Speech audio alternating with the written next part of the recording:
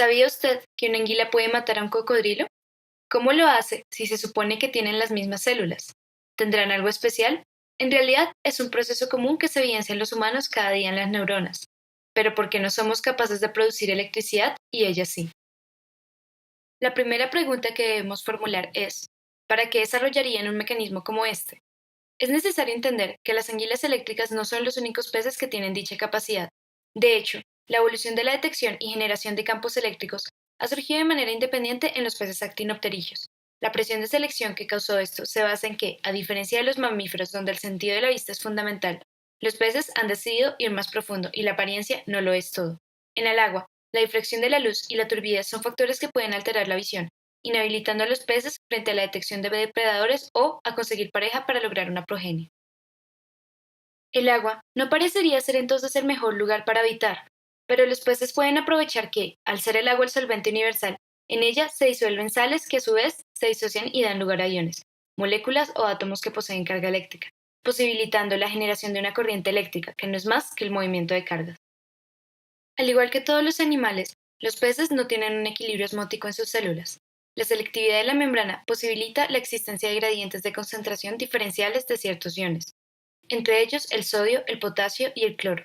Esto hace que el interior de las células se encuentre cargado negativamente y el exterior positivamente, lo que causa una diferencia de potencial, voltaje, que se conoce como potencial de reposo. Cuando llega el estímulo adecuado, se alcanza un valor que se conoce como potencial umbral, el cual desencadena cambios conformacionales en unos canales voltaje dependientes, permitiendo la entrada y salida de iones que en conjunto forman el potencial de acción. Gracias a estos potenciales de acción, somos capaces de correr a clases de fisiología animal a las 7 de la mañana y calcular cómo salvar un semestre. Volviendo al agua, el lugar donde se originó la vida en la Tierra. Los peces generan campos eléctricos a su alrededor como consecuencia de sus movimientos laterales asociados al nado y de la movilidad de sus branquias para la captación de oxígeno.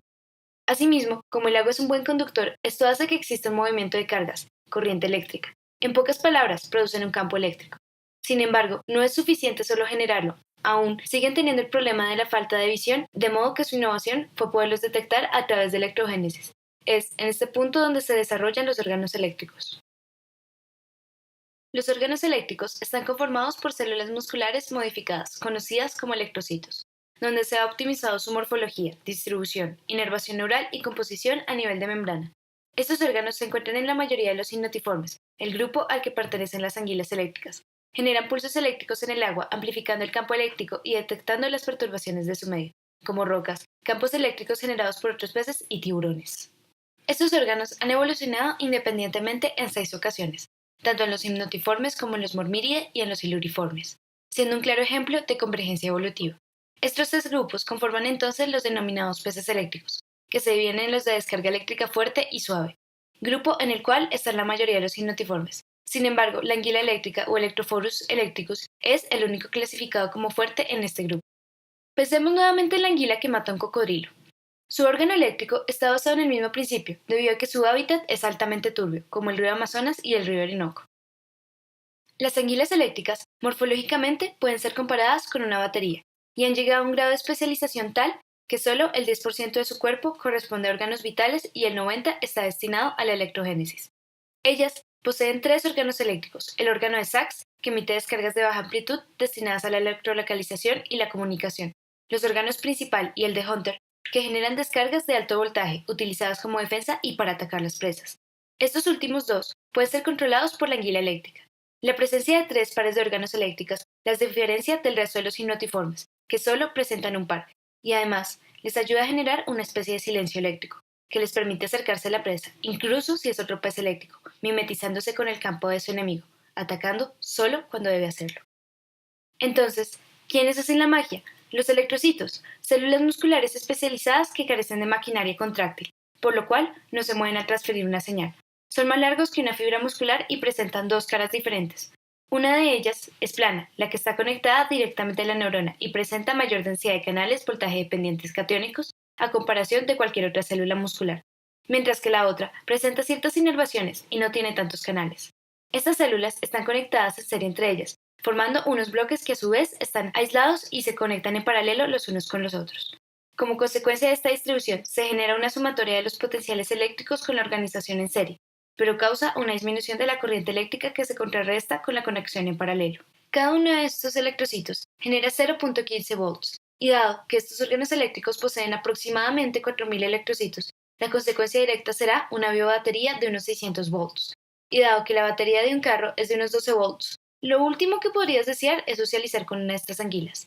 Básicamente, estas células reciben un impulso que genera el ingreso de iones tal como en una célula excitatoria. Al hacerlo, y debido a su simetría morfológica, el lado plano, con su gran cantidad de canales, será el que tenga mayor cantidad de cationes, y por lo tanto presenta una carga positiva mayor que el lado inervado que tiene una carga negativa. Es así como estas células funcionan como una capacitancia, separando la carga positiva de las negativas y acumulando esta carga para poder generar posteriormente la gran descarga de 600 volts, lo que se necesita para revivir a una persona con un desfibrilador. Entonces, ahora que el cocodrilo ha muerto y entendemos cómo funcionan las anguilas, cada una de estas células por sí solas no funcionaría para generar el choque. Además, si no lo hicieran de forma sincronizada y dado que los 0.15 volts generados en cada electrocito tiene un lapso corto de duración, la célula se volvería a equilibrar antes de generar la descarga, quedando de nuevo en estado de reposo. En otras palabras, el cocodrilo ganaría. Por lo tanto, la médula controlará la sincronización de todos los electrocitos evitando la pérdida de voltaje. Ahora, teniendo los humanos la capacidad de producir potenciales eléctricos, ¿por qué no podríamos ganarle a la anguila? Existen varias razones. La principal fue mencionada: el aire es un pésimo conductor, por lo tanto, no se podría generar una diferencia de potencial.